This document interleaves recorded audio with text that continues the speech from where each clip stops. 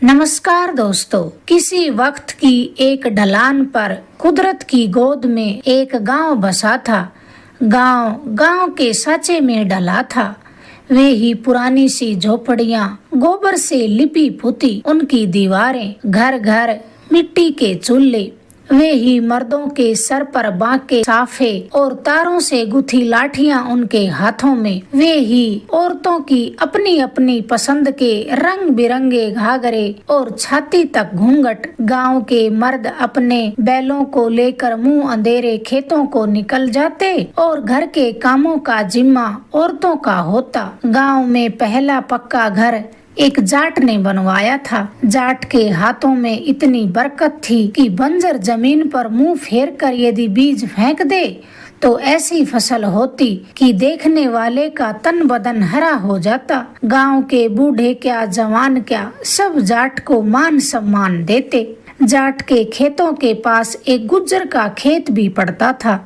उस खेत के बीचों बीच एक पुराना और भारी सा पीपल का पेड़ था, जहाँ एक भूत रहता था। गुज्जर का एक दो बार भूत से सामना हुआ तो वह बड़ा डरा, मगर अब डर कर काम कब तक चलता, कुछ तो करना ही था। गुज्जर ने आखिरी बार कोशिश की कि चाहे कुछ भी हो जाए, अब की बार तो खेत को जरूर जोतेगा। मगर पीपल के पास जाते ही डर के मारे फिर भाग खड़ा हुआ। अंत में गुज्जर ने अपना खेत जाट के हाथों ये कहकर बेच दिया कि उसे शहर में जमीन लेनी है और पैसों की जरूरत आन पड़ी है।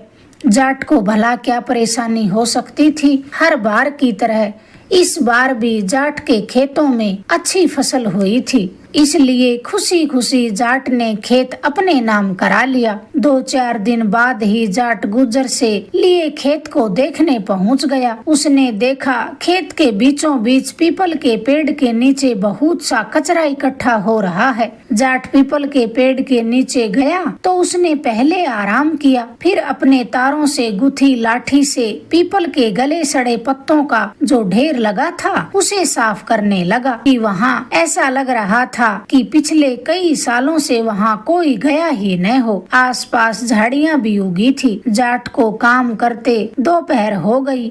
तभी अचानक जाट के सामने एक भूत आकर खड़ा हो गया। भूत तो वह एक डरपोक आदमी के लिए था, जाट तो था हिम्मत वाला। भूत को सामने देखकर जाट बोला, चलो थोड़ा काम ही करा दो, फिर बाद में बैठकर गपशप करते हैं। भूत ने अपनी आँखों को कटोरी के समान बड़ी करते हुए कहा, अच्छा तो तुम्हारी इतनी हिम्मत है कि मुझसे काम कराएगा, जाट क्यों कम रहता भला। उसने अपनी लाठी उठाई और भूत की तरफ दौड़ते हुए बोला, अच्छा मुझे आंखें दिखाता है। भूत ने भी जाट के तेवर देखे तो भाग खड़ा हुआ। जाट भी अपनी लाठी ताने उसके पीछे पीछे भागने लगा। भूत आगे जाट पीछे, काफी दूर तक दोनों भागते रहे। भरी दोपहरी में भूत को तो नानी याद आ गई। भूत बार बार पीछे मुड़कर देखता तो जाट को जोश खरोश से भागता पाता। उसे यकीन हो गया था कि आज तो यह चौधरी मुझे नहीं छोड़ेगा। अतः भूत ने अपने गुरु को याद करके एक प्रतिज्ञा की कि अगर आज इस चौधरी से मेरी जान बच जाए तो आने वाली अमावस्या की रात को अपने सभी साथियों को भरपेट मनपसंद व्यंजन खिलाऊंगा। अब अमावस्या 8 दिन बाद आनी थी। जाट ने भूत की प्रतिज्ञा को सुन लिया। तभी उसे ख्याल आया कि क्यों न भूत जब अपने साथियों को दावत खिलाएगा तभी सबको साथ में निमट लूंगा। जाट इतना सोचकर अपने घर की तरफ चल पड़ा। घर पहुंचा तो जाट के घर पर नाई बैठा हुआ था, जो जाट के बापू के बाल बनाने आया था। जाट ने उससे कहा कि 8 दिन बाद मेरे साथ दावत पर चलना और साथ में 1-2 बोरे भी ले लेना। दावत का नाम सुनते ही नाई ने खुशी से चहकते हुए पूछा, चौधरी कहाँ जाना है दावत पर, और ये बोरे किस लिए? जहाँ भी जाएंगे वह तो 1-8 किलो लड्डू ही देगा, इसलिए क्यों न मैं छोटी ही थैलियाँ ले आऊं। जाट ने अपने होठों पर उंगली रखते हुए कहा, तू चुप कर, मैं जो कहता हूँ वैसा ही कर। अब नाई की क्या मजाल कि वह कुछ आगे बोलता। चुपचाप उसने हामी भर ली। 8 दिन बाद नाई जाट के घर पहुंच गया। जाट और नाई पीपल वाले खेत में जा पहुंचे। सांझ ढले तक जाट ने नाई से खेतों में काम करवाया। फिर दोनों पीपल के पेड़ पर जा बैठे।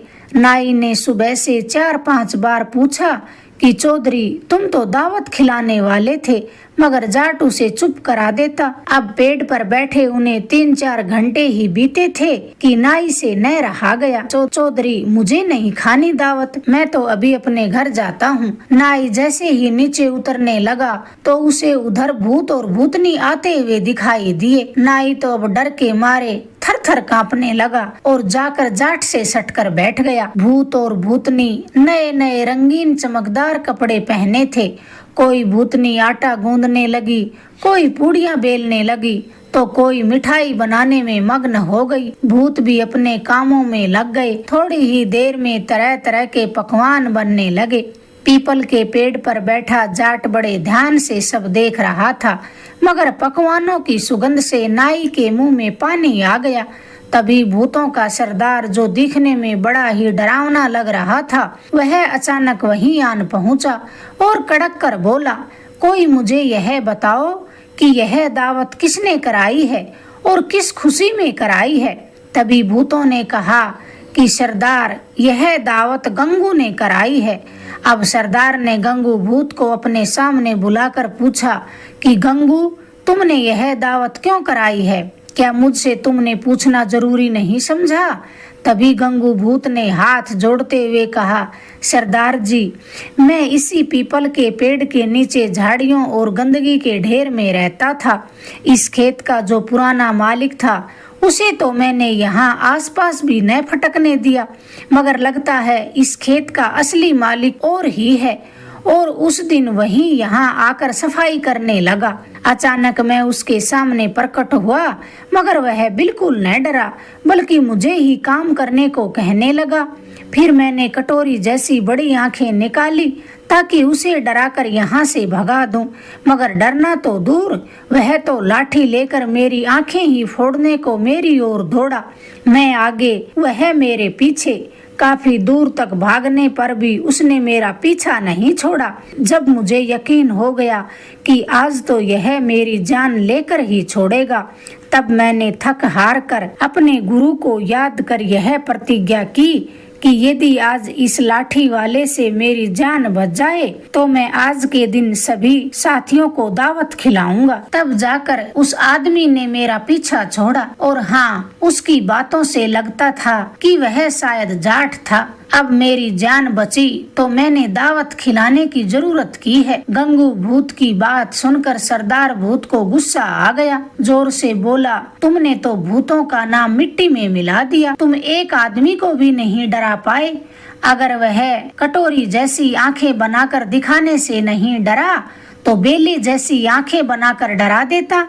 साथ ही सरदार ने बेले जैसी बड़ी आंख बनाकर दिखाई। भूतों के सरदार की इतनी बड़ी आंखें देखकर नाई और अधिक कांपने लगा। उसने तो जाट को कसकर पकड़ लिया और बोला, चौधरी आज बचा ले, मुझे तो बिल्कुल भूख नहीं है। फिर सरदार ने थाली के समान बड़ी आंखें बनाई और बोला, देखो, थाली जैसी इतनी बड़ी आंखें बनाकर उसे डरा देता। अब सरदार भूत की थाली जितनी बड़ी आंखें नाई ने देखी तो डर के मारे पेड़ से नीचे आन गिरा। जाट ने झट अपना दिमाग चलाया और चिल्लाकर कहने लगा, पकड़, पहले इस सरदार को ही पकड़। फिर जाट पीपल की एक शाखा को जोर जोर से हिलाने लगा। ये सब देख सुनकर भूतों का सरदार भी डर गया। सोचने लगा, ये कैसी आफत आन पड़ी जो मुझे ही पकड़ने की बात कह रही है। फिर उसने ऊपर की ओर देखा तो पीपल का पेड़ लरजता नजर आया। सरदार ने सोचा, उपदेश झाड़ने से अच्छा ही है अपनी जान बचाई जाए। सरदार वहां से सरपट भागा तो दूसरे भूतों की क्या औकात जो वहां ठहरते, सब एक एक करके भागने लगे। सब भूतों के जाने के बाद जाट पेड़ से नीचे उतरा। पहले तो उसने नाई को बैठाया और उसका थोड़ा ढांढस बंधाया। नाई को चोटें भी आ गई थी, मगर मिठाइयों को देखकर वह अपने दर्द को भूल गया। नाई ने जमकर मिठाई खाई। अब दिन निकलने वाला था तो जाट ने कहा कि घर जाकर मैं तेरी घरवाली और बच्चों को भेजता हूँ, तब तक तू बचे हुए सामान को इन बोरों में भर ले। जाट ने गांव जाकर नाई की घरवाली और बच्चों को बैलगाड़ी सहित खेत में भेज दिया। नाई की घरवाली ने जब कुछ पूछना चाहा तो जाट ने बस इतना ही कहा, तुम माला माल होने वाले हो, जल्दी खेत में पहुंच जाओ। नाई की घरवाली बैलगाड़ी लेकर जाट के खेत में जा पहुंची। उसने जो देखा तो खुशी के मारे जाट को दुआएं देने लगी। नाई ने सब सामान बैलगाड़ी में रखा और खुशी खुशी घर को आ गया। 2 दिन बाद जाट ने उस खेत को अपने हाथों से जोता तो उसी पीपल के पेड़ के नीचे जमीन में एक चांदी के सिक्कों से भरा हुआ उसे एक घड़ा मिला। जाट की तो अब चांदी ही चांदी हो गई। इस खुशी में उसने पूरे गांव को उसी खेत में पीपल के पेड़ के नीचे खीर चूरमे की दावत दी। गांव वालों ने पूछा भी कि चौधरी, ऐसी दावत तो आज तक किसी ने न दी थी, मगर आपने ये दावत किस खुशी में दी है? जाट ने बस इतना ही कहा कि यह गंगू की कृपा है। कोई कुछ न समझ सका। सब हंसते हुए अपने घरों को चले गए। प्रस्तुत किस्सा जिला बुलंदशहर गांव बिलसूरी के निवासी प्रमोद सिंह ने हमारे पास इसे भेजा था, जिसे आपको सुनाकर मुझे बड़ा आनंद आया। तहे दिल से उनका शुक्रिया। आशा है आप इस किस्से को खूब सारा प्यार देंगे।